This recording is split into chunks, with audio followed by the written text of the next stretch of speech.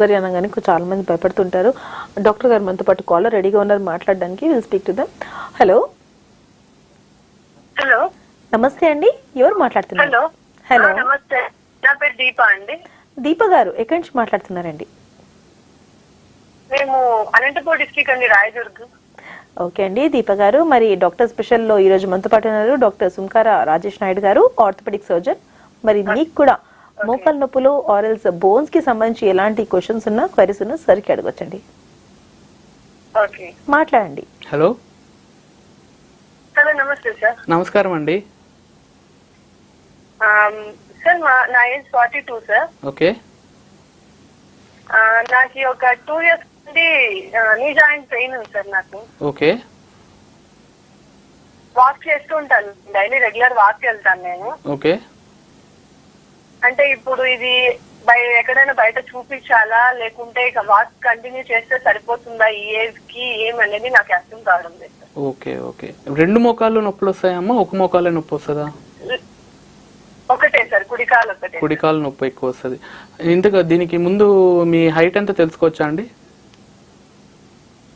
5.2 or 3 ఉంటుంది. 5.2 అవుతుంది. Wait ఎంత ఉండొచ్చు అండి మీరు? 67 సార్. నేను 68. ఓకే. మీ ఆక్యుపేషన్ అండి? House wife sir. House wife.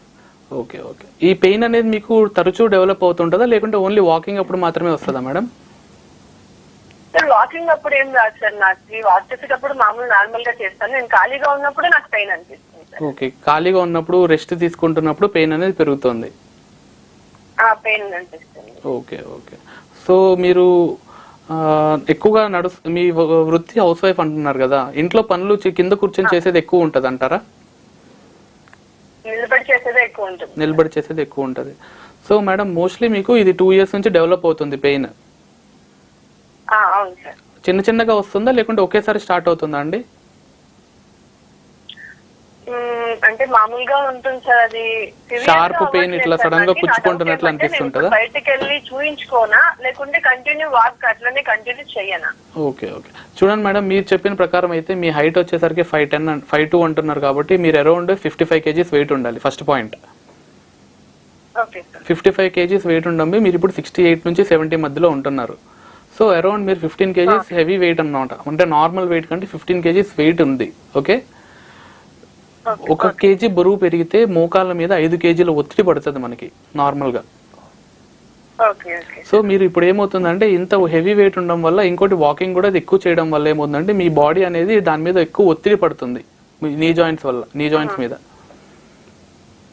అర్థమవుతుందా నేను చెప్తుంది? సో మీరు ఏం చేస్తారంటే నీ జాయింట్ ని స్ట్రెంథెన్ చేయాలి. ఫస్ట్ మీరు వెయిట్ లాస్ అవ్వాలి. ముఖ్యమైన ఫస్ట్ పాయింట్ వెయిట్ లాస్ అవ్వాలి. నీ స్ట్రెంథనింగ్ ఎక్సర్సైజ్ అని వస్తాయండి.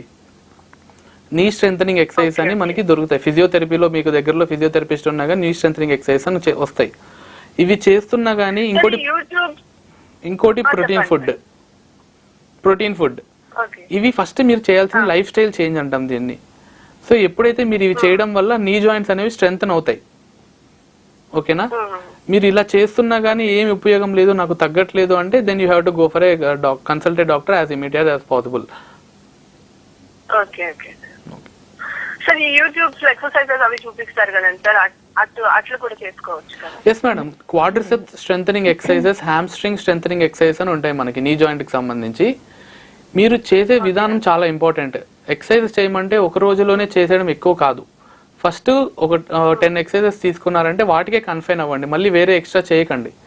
ఆ 10 ఎక్సర్సైజెస్ ఇప్పుడు ఒక రోజు 10 చేయండి ఒక్కొక్క ఎక్సర్సైజ్, నెక్స్ట్ డే 15 చేయండి, తర్వాత రోజు 20. ఇలా ఇంక్రిమెంటల్ ఆర్డర్ లో చేస్తేనే మజిల్ స్ట్రెంత్ అనేది, బోన్ స్ట్రెంత్ అనేది డెవలప్ అవుతుంది.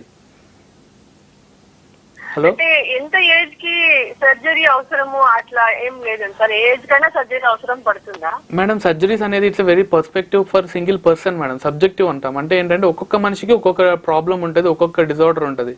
అది ఇప్పుడు మీకు అనవసరమైన ప్రాబ్లం, ఎందుకంటే దాని గురించి ఎక్కువ ఆలోచిస్తే మీరు ఇబ్బంది పడతారు. ఇప్పుడు 80 ఏళ్ళు ఉండే వాళ్ళకి ఆపరేషన్ లేని వాళ్ళు ఉన్నారు, 20 ఏళ్ళకి కూడా ఆపరేషన్ చేసే వాళ్ళు ఉన్నాము. అందుకని సో దాని గురించి ఎక్కువ ఆలోచించకండి. You are perfectly all right. నాకు సంబంధించిన వరకు మీరు వెయిట్ లాస్ చేసుకోండి, ఎక్సర్సైజెస్ చేయండి, అప్పటికి తగ్గట్లేదు అనుకోండి, then please consult an orthopaedic doctor nearby you. Okay sir. Okay sir, thank you sir, thank you very much. ఓకేనండి. థ్యాంక్ యూ సో మచ్ అండి. దీప గారు 45 years అంటున్నారు కాబట్టి కొంచెం మనం ఆడవాళ్ళకి ఇంట్లో పనులు ఎక్కువనే ఉంటాయి. సో చూడండి, జాగ్రత్తగా చూసుకోండి.